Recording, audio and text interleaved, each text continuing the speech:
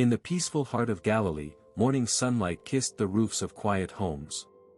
Children laughed, fishermen cast their nets, and life moved in harmony. But in one small home, a storm of sorrow was about to rise. Inside a humble house, a young girl lay weak, her mother trembling beside her. The laughter had faded, replaced by whispers of fear. Every breath she took felt like it could be her last. Her father ran through the dusty streets, calling for help. Neighbors turned in silence, everyone knew what death looked like. But the father refused to accept it, not yet. Oil lamps flickered against the walls. The girl's breath slowed, her mother's tears fell on her small hands. It felt as though heaven itself was holding its breath.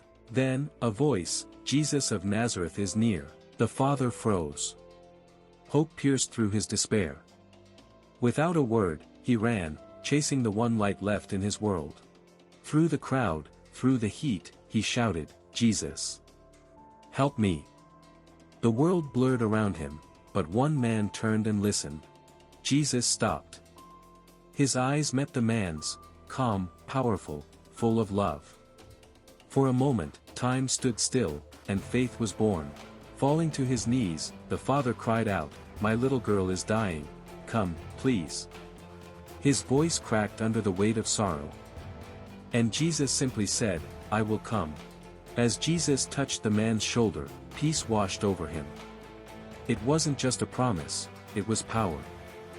Hope walked beside him that day. They walked together through the narrow streets. Every step forward was a step away from fear. And a step closer to a miracle. Suddenly, messengers came, "It's too late, your daughter is gone." The father fell to his knees, shattered. But Jesus did not flinch. Jesus looked at him and said, "Do not be afraid, only believe." The words cut through the darkness like light through a storm. And the father stood up again, because faith had spoken. They arrived to a house filled with wailing and sorrow. People cried, hopeless, certain that death had won. But Jesus saw something different. Inside, the girl lay silent. Candles flickered, shadows whispered. But in that quiet room, heaven was about to speak. Jesus asked the mourners to leave. Only the parents and his closest disciples remained. The world outside doubted, but inside, faith waited to rise. Jesus knelt beside her bed. No loud words, no ritual, just stillness, power, and love. The silence before the storm of resurrection. He reached out, taking her small, lifeless hand. A gentle light began to glow between them. Heaven touched earth in that moment. Then came the words, "Talitha Koum, little girl, I say to you, arise." Simple words, carrying eternal power. Wind swept through the room, curtains moved, light expanded. Her fingers twitched, her body stirred.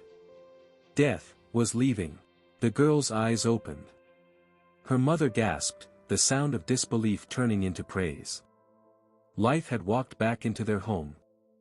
Jesus smiled, calm and radiant. The disciples stood frozen, witnessing the impossible. He had spoken to death, and death had obeyed. The father wept, not in sorrow, but in awe.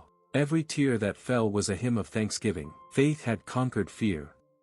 Jesus looked at them softly, saying, "Give her something to eat." Because love cares even for the smallest details. The miracle was complete and tender. As Jesus walked away under the golden sun, the family embraced, tears flowing freely. The little girl smiled again. And the world remembered the day when death fell asleep. And Jesus said, "Little girl, arise." If you believe Jesus, then subscribe, like, share and comment.